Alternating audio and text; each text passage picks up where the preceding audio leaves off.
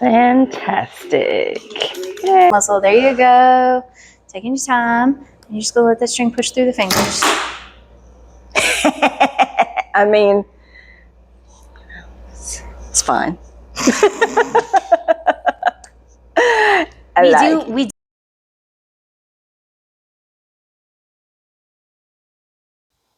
Welcome to the Empowered and In Control podcast, the podcast that helps people who have been impacted by domestic abuse to heal and regain power and control after an abusive relationship. I'm your host, Oriana, your favorite domestic violence expert, speaker, and owner of To Rise Advocacy and Consulting. Today, I have with me the amazing, the wonderful Coach Sarah Graves. Coach Graves is with Memphis-Archery, and she has, over 20 years of experience. 20 years of experience as an athlete, an instructor, coach, competitor, you name it, 20 years. Wow. Level 4 USA Archery certified coach. That's awesome. As we jump into it, I wanted to talk about how I wanted to do this interview with you because archery is very empowering. And for those who have not participated in this, it is fantastic. And we'll talk about how we got into it. So you tell me, how did you first get into archery? Oh gosh, quite the story. I am child number 3 of 6 kids. My older siblings are boys. So anything that the boys could do, I could do. And you better believe I was going to try and do it better. My brothers got involved with the homeschool archery program that we had growing up that my aunt started for her kids. Huge shout out to my brothers for the fact that I found a sport that I really, really enjoyed. Little backstory as to how I ended up running with it, because it didn't just start there. I shot with the program for about 2 years, and then I was sitting watching Winter Olympic Games with my mom, and I said, that's what I want to do. I want to go to the Summer Games. And that basically started my love affair with archery. My grandfather, who passed away several years ago, helped me buy my very first recurve bow, and I have run with it from there. I did not obviously make it to the games, but it led me down a route to be able to share my love of the sport and all of the things that it has done to help me throughout the years with other people. Awesome. Okay. Do you remember the first time you picked up a bow and what that felt like? Whew, a little bit. It was weird. It was awkward. It was fun. It took a minute before we were actually allowed to have the bows in our hands. You had to go through a whole safety course and everything before you even got to shoot the arrows. But it was weird. It was awkward. It was like learning how to walk again. But the sound of that arrow hitting the target, oh. I can't even describe it. It was fun. Okay, so let's talk about how it physically feels to take up space, aim, and release. How does that feel? My favorite word to describe that particular feeling, because I've been asked before, is strong. It doesn't matter what your level of physical fitness is. You feel strong.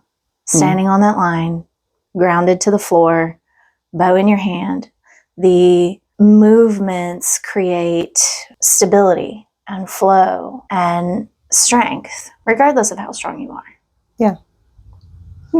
Okay, so let's talk about how I got involved with archery.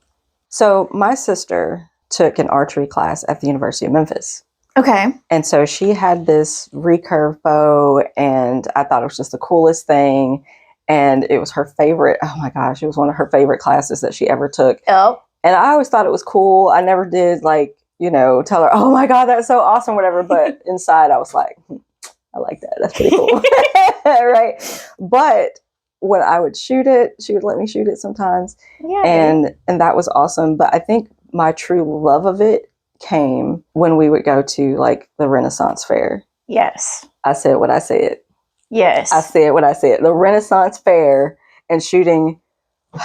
It was great. I loved it. But you talking about feeling strong is what makes me remember that, because when I am standing there and pulling, the bow, and it's like I feel very connected to my ancestors in that way. I feel very connected, not just from the indigenous side of our family, which, we Sure. have a lot of indigenous blood and stories of being taught to throw hatchets and read the clouds and all the things that was part of our family tradition, but also from the African, heritage of just thinking about, if you've ever seen the movie The Woman King. Okay. I don't know that I've seen that one. You'll have to watch that one. I'll add it to the list. But The Woman King talks about the Dahomey warriors, and this was a group of all women military that defended the king. And this was in the 1800s, and they knew how to use all kinds of weapons. The only weapons that they didn't know how to use were guns, because they didn't have guns. Sure. Right? But they used bows and arrows. They used swords. They used spears. They used all kinds of things. They rode elephants. Like, I know, right? Awesome. And so every time I'm doing something like that, it's just, I feel like I am drawing from that strength, from that energy, and just knowing that we come from a line of warriors on all sides, right, of our heritage. It makes me feel very connected to that. So you saying strength is like right on par with that. So we know that learning archery requires patience, focus, and emotional regulation. Yes. All of the above. Right. So how do these skills affect your confidence off the range? You need a reset button. It has to be something that's unique to you. Mm-hmm. That applies to your everyday life, in that, again, you wake up and you're just not feeling it. Mm-hmm. Or something random happens.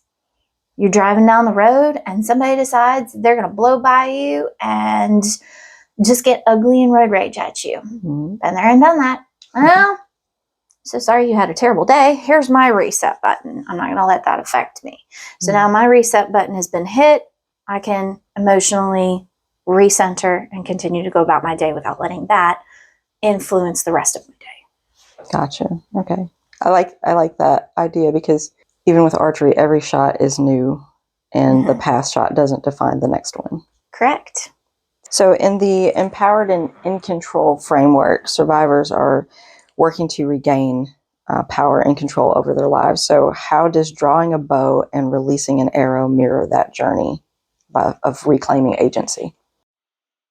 I would say that it would allow your survivors to reclaim agency by giving them a process. It gives them steps, because in any journey we have a roadmap. We know where our final destination is. Archery is very similar. Your final destination is that arrow in the target. So what we do is we give you a roadmap, step by step by step. You start out with, here's your 12 easy basic steps. All right, now let's break it down. Let's pull it apart a little. Those 12 steps become 15, they become 20, they become a bigger roadmap. But they all squish back down to that 12, right? Mm-hmm. So in terms of reclaiming that agency, you're in control, because you're the one controlling the muscles. You're the one controlling the mindset. You're the one who is in control of that process from start to finish.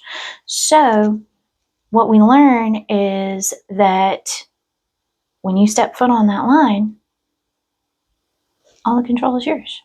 If you miss the target, okay, like we just said, you learned something, we reset, we start over through our process.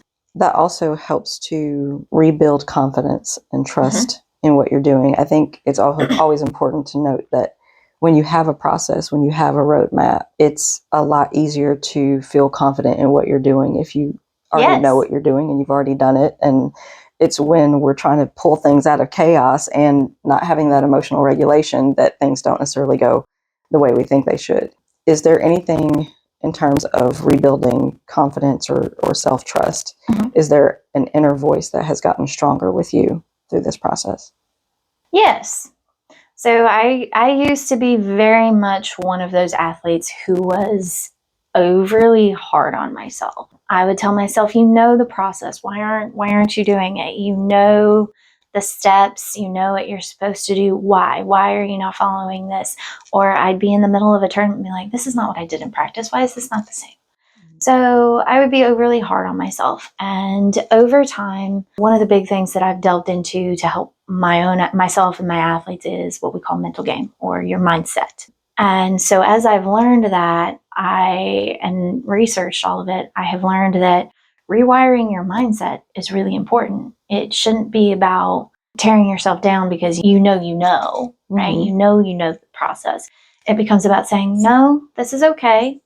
This is okay. And it becomes about giving yourself grace. Mm-hmm. And that's probably the biggest voice that has gotten a lot stronger, is being willing to give myself grace and knowing that not every day is the same. Mm-hmm. I don't wake up having slept the same amount or having slept as well. I have gotten older, so that means that my mobility isn't the same. Tell me about it. that mental exhaustion from one day to the next is different. So, maybe my brain is going, oh, look, squirrel, and that in turn can affect performance. So the biggest thing the biggest voice that has grown for me over the years is grace, and being willing to say, it's okay. Mm-hmm. We do this because we love it, because it provides us with a space that is entirely my own. I love that. And grace is so important. Grace and self-compassion are two of the things that I like to emphasize on this show in particular, because especially when it comes to domestic abuse or intimate partner violence, there's a lot of victim blaming that happens anyway. And we, as survivors of it, are already blaming ourselves, and we're already talking about like what we didn't do and being very negative about how do we get into that situation and how do we allow ourselves to be treated that way and things like that. And so just learning how to give yourself grace, give yourself the same type of grace that you've given to your abusive partner. Yeah. Right? Yeah. The same type of self-compassion that you've shown for other people, the compassion that you've given to others, being able to do that for yourself is so important. And it's hard when you deal with the negative on a day in, day out basis. That subconscious brain is so strong. It's so hard to, when it comes to giving ourselves grace, because we are hardest on ourselves. We are our own worst critic. And so learning how to combat that is one of the things that I believe archery, with a good coach, can really help people understand that it's okay. You're still human. Right. We still make mistakes. Yep. Exactly. So if archery isn't accessible, what qualities of archery could people still practice if they wanted to practice some skills in their own life if archery is not available? If archery is not readily available, so good news, there's a couple of different ways that we can kind of sort of give you access to archery. We can kind of talk about that if we get to the range, but TheraBands will give you a little bit of access. It sounds weird. It'll make more sense later. Gym stretch bands. Gym stretch bands. Okay. I work with a lot of physical therapy clients, so TheraBands, and from a fitness side of things, TheraBands is yeah. So anyways, there's a couple of ways that we can get you kind of doing the movements at least, but some of the biggest things that I can say that you can take away from archery and what we do is process and mindset. I teach all of my athletes to see it, say it, do it. You want to see what you want to accomplish, whether that's writing it down, whether it's mimicking movements in a mirror, whatever it might be. You're going to see it. Then you're going to say it, right? Whatever you wrote down, I am okay. I will be a top 10 shooter. Whatever your goal is, whatever your objective is, write it down. Say it out loud. There is power in being able to hear what you want to accomplish. It's not enough to just see it and understand it in your head, and then do it. Whatever the steps are to accomplish that, we want to behave in a manner that will get us to that goal. So top 10 shooter. All right, that means that I have to be on the range practicing. I have to be willing to do more than the other 9, the other shooters on the line to hit that top 10. So you have that see it, say it, do it process. And that's probably the biggest one that I give the athletes. Like, if you don't have access to archery, rewiring your mindset, because that's such a big thing in the sport. See it, say it, do it. Okay. And then I'll show you what the stretch bands actually mean later. We're going to the range. Spoiler alert. Hey, the Empowered and in Control wheel and its guide is a hopeful tool that I developed for people who are impacted by domestic abuse. It's a healing-centered tool that creates a pattern of positive behaviors that people can use to regain power and control after an abusive relationship. Click the link in the description to get your copy for yourself or for someone that you know who is struggling to move forward after the trauma of an abusive relationship. You can be empowered and in control again. Thank you so much for watching the Empowered and in Control podcast. Hey, have you ever thought about starting your own podcast? When people recommended it to me, I had no idea where to start. I didn't know anything about podcasting. And then I saw the ads for the My Seven Figure podcast. Now, seven figures did pique my interest, but I had no idea how people were making money podcasting. What really got me was the idea of being able to help so many more people through a podcast. So I signed up for the course and the community. It is so thorough, let me tell you. From branding to making sure that it's legally protected to monetizing, they left no guesswork and no excuses. So click the link in the description to sign up for my 7-figure podcast course and invest in your future. There are podcasts about everything, but there are certain things that people only want to hear from you. So get started today. People need to hear your voice. So the Empowered and in Control framework encourages like long-term resilience through empowerment and reclaiming power. So in your view, how does archery support ongoing healing as opposed to just a momentary accomplishment? Excellent question. So let's take it back to 20 years of experience. Mm-hmm. Every single major event in my life has had archery at its core in one aspect or another. For my youth, it was competing and a physical activity for school.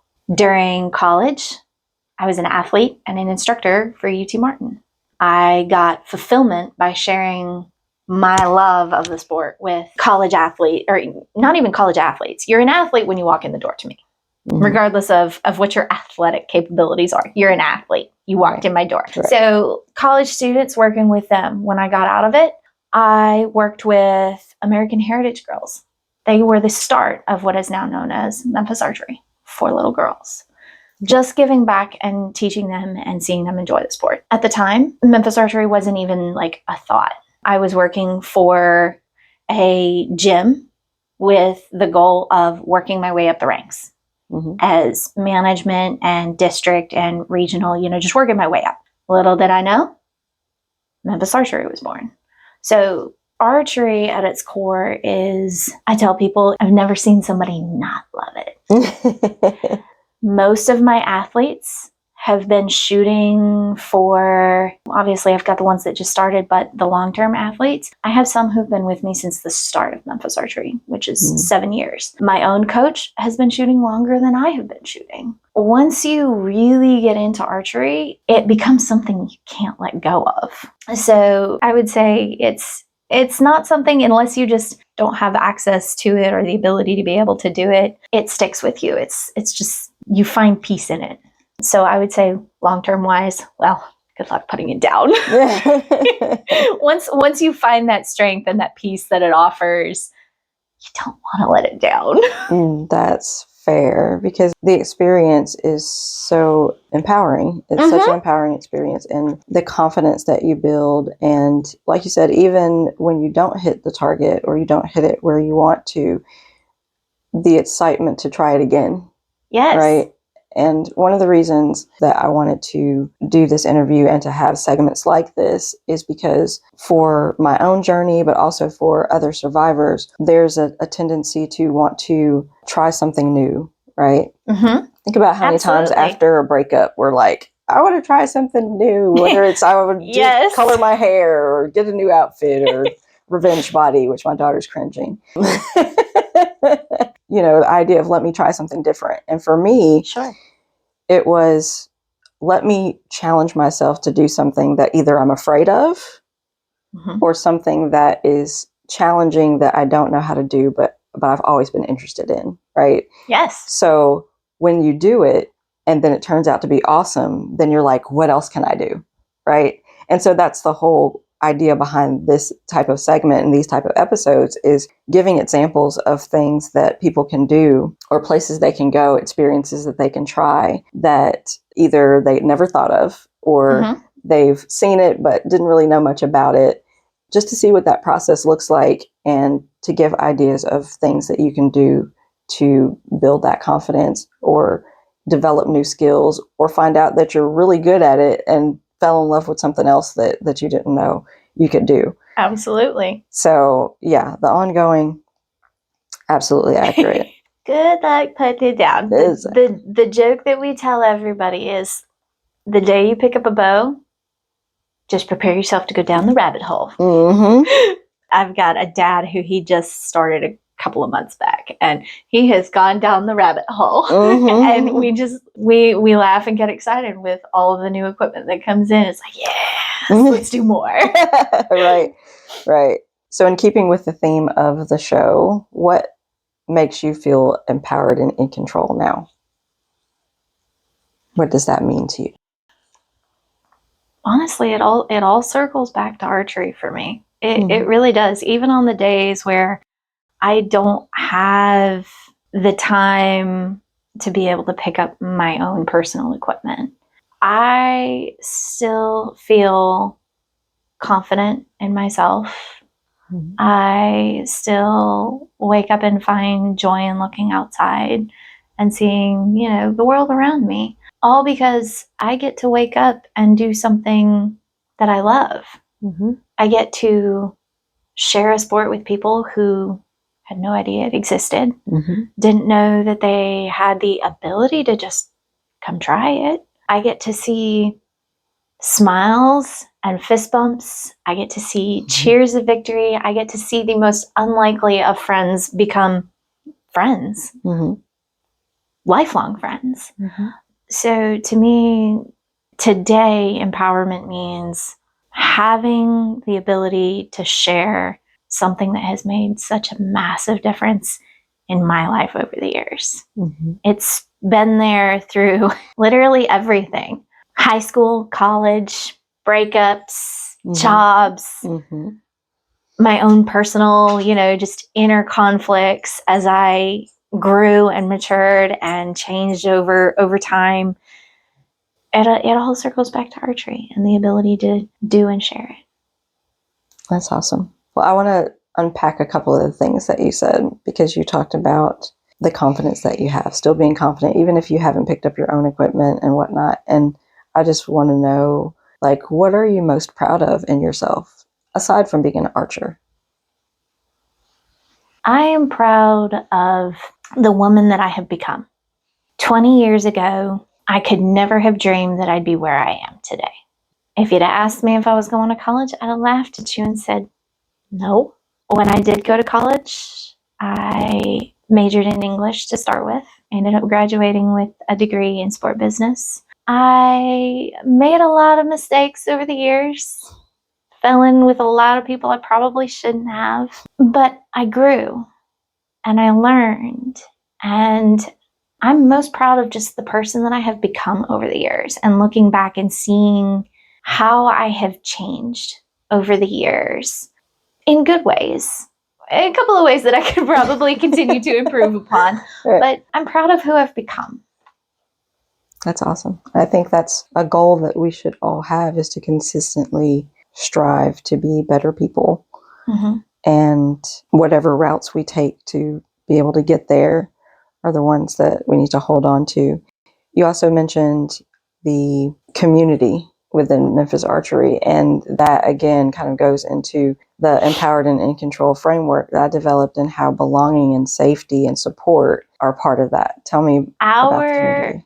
The Memphis Archery community is by far one of my favorite aspects of Memphis Archery. Our whole motto is archery is for everybody. Memphis Archery is where you come as you are Mm-hmm. and improve one shot at a time. Mm. You are free to come in and be your goofy, quirky self. Mm-hmm. You are free to come in and find yourself a little corner and shoot your bow and people watch and enjoy just being there with like-minded people. We crack jokes. We have Adult Swim. Believe it or not, I didn't know until about last year what that was. Says the person who doesn't watch TV very much. You are free to come as you are. It doesn't matter if you are a beginner or you've only been shooting for a few years, or maybe you're lifelong, like myself. We are there to help you, to support you. It doesn't matter if you come in and you have had a bad day, you're going to have probably 5 people look at you and go, "Are you okay? Mm-hmm. What can we do?" Mm-hmm. We are there to be excited when you have a breakthrough, not just in archery, but in life. Right. You just got a new job and you're so excited about it. Come on, share it with the crowd. You've got a birthday? Hello, balloons. We party. You're having a bad day shooting. All right. You've got at least 3 people that are going to look at you and go, "It's okay. Mm-hmm. Grace today. Mm-hmm. You're just here to have a good time. Don't worry about it. Right. You're here to have a good time." Our state tournament that we had recently is a really, really, really good example of our Memphis archery community really stepping up to help. So I run the local branch of our Tennessee state tournament. I do all of the organizing, all of the management of it. I do all of it on my end, the coaching of, most of the athletes, since most of them around here are mine. But I couldn't do it without the community support. The parents who bring coolers of snacks and say, "Hey, tell the athletes they're welcome to the snacks." Mm-hmm. It's the athletes who say, "You're doing good. We know you haven't shot in 6 months because life happens. You're doing good." It's the adults who step up to take pictures and videos so that we have memories for years down the road. Mm-hmm. It's the youth who make a new friend because you practice on different days. You've never interacted before. Well, you just made a new friend. Our community is one that we don't tear each other down. Mm-hmm. You never feel like you're pitted up against somebody else. It's one big happy archery family. I love that. I love that. Well, I don't know what y'all are about to do, but we're about to go to the range. I know you're jealous. It's okay. It's all right. You can go too. Come on out. Alrighty. All right. Yeah, good stance. There you go. Good. All right. Wash, rinse, and repeat. The load is the same. The bow feels a little bit heavier. It's going to feel a little different. Yeah, it's going to feel different. But nothing about your steps, nothing about your process has changed. Okay. So, that there. Make sure you've got it all the way on. So we didn't quite hear that snap. So go ahead and click. Yeah, there you go. All right, so we're going to check our fingers. Does that need to be up more? There we go. Gotcha. Okay. All right. Go ahead and set that hook. Now, what you're going to do, apply a little bit of pressure with this arm here. Like you were going to, now I want you to rotate, just like that. Perfect. Now, as you pull, we're going to put it all together. I want you to turn those shoulders as you pull. Okay. We're going to keep that elbow turned out. Okay. There you go. Pull and twist. Good. There you go.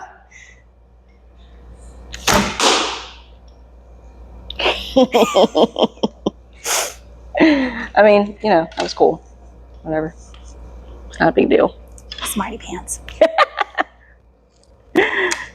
That's And there we go. Okay. All right. As I said before, I work with 6-year-olds. Sharp and stabby. But also sharp and stabby. Let's see how well you watched. Go ahead and grab back here for me. There you go. And you're going to stab this knock section right down here with that white facing towards your cool shirt. Yep, clips right on and sets right down there. Now, first finger goes in front of that knuckle. Second one's going to go behind the knuckle. Third one goes right in front. Okay, there you go. Yep, because that middle finger is the strongest. Now your thumb and your pinky are going to connect because your thumb needs to have a job. Okay, so we're actually going to curl them. There you go. So that way it keeps that hand nice and flat. You can get as close to your face as you can. All right, so we've got our stance, grip, hook. You'll raise that boat out to the target. There you go. And as you pull, I want you to think about turning your shoulders. Okay, there you go. And then you're gonna bring that finger straight to the corner of your smile like you're gonna make a funny face at your mom. Big, strong squish. There you go. That's it. And you're gonna let go when you're ready. The target. It scored points. Wash, rinse, and repeat. And you're gonna squish as close as you can. I tell the littles just like if you were gonna make a clown face. Unless you're like me and don't like clowns. You don't like clowns? I don't like clowns. I don't do anything scary. I love scary things. I tell the kids that my level of scary stops at Addams Family Friendly, the original Addams Family, when family friendly actually meant family friendly. All right. There you go. Good. And arm raises right out. Big strong pull. You're going to squish as close as you can. Turn those shoulders for me. There you go. All right, too far for me. I want you to think right on the side of the smile. There you go. Just like that. Well, you've got that. Let me grab this stretch band here, and I can actually show you guys how that works because we did tell everybody that we would introduce an option. Okay. So this is my stretch band. It is literally a piece of surgical tubing that is tied in a loop. Now, the cool thing with this is you can literally go to Walgreens, Academy, whatever. You can get just a regular stretchy, fitness band, tie it in a loop. Same concept. So a lot of people think that archery is primarily biceps and shoulders, right? Well, it's not. It's actually a lot of the muscles that you don't necessarily think that you use. It's a lot of triceps because when we go to raise the bow, if we hold on with that grip, see how everything is shaking around and I'm fighting with gravity, that bow's already heavy. But if I think push the bow like I'm going to push somebody, suddenly my hand is still. Or as still as it can be for a human being, right? I've also created a shelf. So instead of lifting into gravity, I'm letting gravity settle everything into place. We think it takes a lot of hand strength to pull the bow. Wrong. Check out this trippy. Your hand is just a hook. This is your crowbar, okay? Fingers loop around the string. And now what you're gonna do is you're gonna think biceps, because biceps are gonna keep your forearm close. It's going to keep your hook on the string. You're going to think about the triceps. We tell people to imagine a point right here on the back of their elbow, usually right where the base of your tricep connects to your elbow. But I tell the kids, triceps, okay? So when you go to pull, you're going to lead with that tricep and you're going to pull with that bicep and you're going to target these big back muscles because our back muscles are one of the biggest muscle categories on our body. So if we target those big back muscles, just like if we were going to pick up a box or anything else, push something, you get a lot stronger, a lot faster. So it takes all the crunchy out of the shoulders so we don't have any neck pain. You don't have any shoulder issues such as rotator cuff injury. We like our shoulders. We'd like to keep them for a while. And it gives you a much stronger, much more stable movement. Awesome. Thank you. Yeah. Big strong push like you're going to push your friend into a pool. There you go. Engages different muscles. Nice and strong squish. Closer to you are to your face, the easier it is to see where that arrow goes. Nice solid group. 2 arrows may be lucky, but 3 arrows means you're doing the same thing. So this is what we call a group. This is a fabulous group because I can put my hand around it. That is excellent. Time. You're just going to let the string push through the fingers. I mean, it's fine. We do loud and excitable in here. It's okay. I like it. That's awesome. Jess, you want to try? Okay, so what you're going to do, go ahead and set those fingers on that string for me. Good. And we're going to lightly press into the bow to start with. Good. Okay, so light press. There you go. Keeping those fingers nice and wiggly, okay? So that light press, as you're pressing into that bow, it should create a little tension here. So we should feel this muscle right here activate. Okay. All right. So you're going to keep that pressure and you're going to think, pull right through here for me. Okay. Big strong pull. Turn those shoulders for me. There you go. Big squish right up against that cheek.